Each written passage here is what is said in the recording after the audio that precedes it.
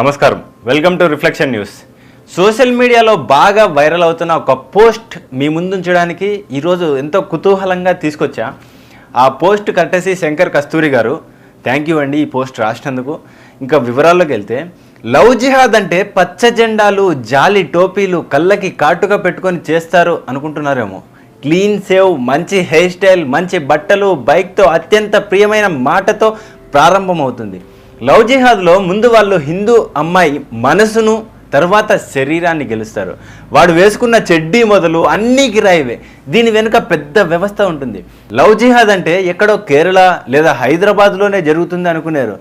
మన ఊర్లో ఇంట్లోకి వచ్చి కరెంట్ లేదా ప్లంబింగ్, మెకానిక్ ఇలా సొంత వృత్తులు చేసుకునే వాడే ప్రారంభిస్తాడు. ఒక్కడే 5 మందిని టార్గెట్ చేసి మరీ చేస్తాడు. ముస్లిం యువకులే లవ్ జిహాద్ చేస్తారు అనుకోకండి. 70 ఏళ్ళ వృద్ధుడు కూడా 10 ఏళ్ళ హిందూ మహిళ నుంచి మొదలు 70 ఏళ్ళ స్త్రీ దాకా ఎవ్వరిని వదలరు. డ్రైవర్లుగా ఇంట్లో చేరి తల్లిని, బిడ్డని ఒకరికి తెలియకుండా ఒకరిని లొంగ తీసుకున్న సంఘటన ఇందూరు, నిజామాబాద్లో ఉంది. ఇలా కొన్ని వందల లవ్ జిహాద్ కేసుల్లో విచారిస్తే వాడు డ్రైవర్ గానో లేక ఇంట్లో వాచ్మెన్ గానో ఆ ఇంట్లోకి చేరిన వాడే అని తెలుస్తుంది. ఆటో డ్రైవర్లు చేసిన లవ్ జిహాద్ కేసులకైతే అస్సలు లెక్కే లేదు. పండ్లు అమ్మేవాడు నలుగురిని ట్రాప్ చేశాడంటే నమ్ముతారా? అది కూడా ఇందూరులోనే జరిగింది. నేను ఇన్నిసార్లు ఇందూరు అని ఎందుకు చెప్తున్నానంటే, అక్కడ జరిగే ఈ లవ్ జిహాద్ కార్యక్రమాలు ఎలా ఉన్నాయంటే, లవ్ జిహాద్ చేసే ముస్లిం యువకులకి ఉచితంగా బట్టలు, బైకులు, లాడ్జిలో రూము, 5 స్టార్ భోజనం, ప్యాకెట్ మనీ ఉచితంగా ఇచ్చే దాతలు వందలాది మంది ఉన్నారంటే మీరు నమ్ముతారా? హిందూ అమ్మాయిని హోటల్కి తీసుకువస్తే మొత్తం ఫ్రీ, సినిమాకి తీసుకెళ్తే టికెట్స్ ఫ్రీ, షాపింగ్కి తీసుకొస్తే బట్టలు ఫ్రీ, లాడ్జికి వస్తే రూమ్ ఫ్రీ, వేరే రాష్ట్రాలకు విహారయాత్రలకు తీసుకొని పోతే సర్వం ఫ్రీ. ఇదంతా కేరళలోనో కాదు, ఇందూరులోనే దాదాపు అన్ని జిమ్ సెంటర్లో ట్రైనర్ వాడే. కుమార్ గల్లీలో మన హిందూ స్త్రీలకు చేతికి మెహందీ పెట్టేది వాడే. కొన్ని వందల గ్రామాల్లో ఈ రోజుకి మన మహిళలకు గాజులు తొడిగేది వాడే. హోటళ్ళు, జొమాటోలు, క్యాబ్లు, ఆటో డ్రైవర్లు ఇలా ఒక్కటేమిటే, మన నిత్య జీవితంలో సగానికి పైగా పనులను మనమే వాళ్లకు మార్గం సుగమం చేశాం. మన ఇంట్లో ఆడవాళ్ళని వాడికి అప్పనంగా అప్పచెప్పేశాం. ఈ తప్పు ఎవరిది? మనది కాదా? ఇంకా ఈ మధ్య దారుణం ఏంటంటే, మన హిందూ ఇళ్లలో ఫంక్షన్లు, పెళ్ళిళ్ళు అయితే మన ఆడవాళ్లకు చీరలు కట్టేది వాడే, వాళ్ళని మేకప్ తయారు చేసేది వాడే. ఈ పనులు చేయడం కోసం మనమే వాళ్ళని బుక్ చేసుకుంటున్నాం. మన ఇంట్లో స్త్రీలను వాడికి బుక్ చేసి ఇస్తున్నాం. నగరాల్లో అయితే మన హిందూ మహిళలకు మత్తును అలవాటు చేసేది వాళ్ళే, చివరికి మత్తుకు బానిసలుగా మార్చేది వాళ్ళే, మత్తులో మదించేది వాళ్ళే.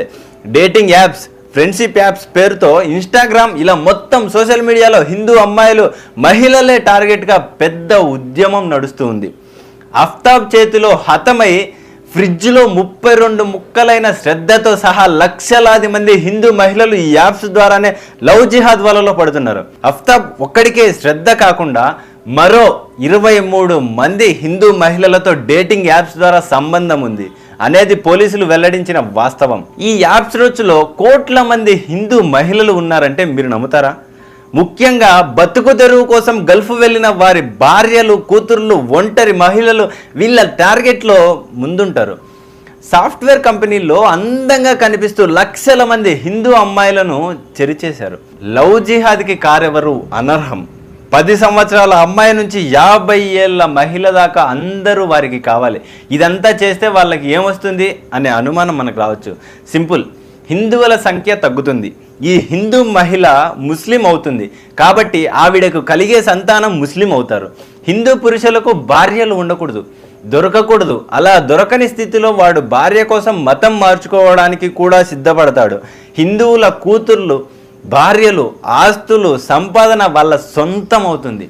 హిందువుల జనసంఖ్య తగ్గాలంటే ముందు హిందూ ఆడవాళ్ళ సంఖ్య తగ్గాలి. ఆ హిందూ ఆడవాళ్లను లొంగ తీసుకున్న అనంతరం వాళ్ళతో కలిసి వీళ్ళు కనే సంతానమంతా ముస్లింలు అవుతారు. తద్వారా ఏ దేశంలో హిందూ జాతి లేకుండా చేయాలనేది వాళ్ళ లక్ష్యం. హిందూ పురుషులు జీవితం అంతా కష్టపడి ఆస్తులు సంపాదిస్తారు. వాడు కేవలం మన ఇంట్లో పిల్లను చేసుకొని ఈ ఆస్తిని అప్పనంగా అనుభవిస్తాడు. చివరికి నిన్నే తన్ని తరిమేస్తాడు. ఇది నిజం, ఇదే నిజం. ఇప్పటికైనా తెలుసుకోండి. చదువు కోసం గ్రామాల నుంచి నగరాల్లో హాస్టళ్లలో ఉంటున్న అమ్మాయిలు, తండ్రి లేని అమ్మాయిలు, నలుగురు కలిసి రూమ్ తీసుకొని ఉంటున్న అమ్మాయిలు, చిన్న చిన్న సమస్యల్లో ఉన్న మహిళలు, ఇలా ఒక్కటి కాదు అన్ని కోణాల్లో వాళ్ళ నెట్వర్క్ ఉంటుంది కూడా. దీన్ని ఆషామాషిగా తీసి పారేస్తే రేపు నీ కొంప కొల్లేరవుతుంది.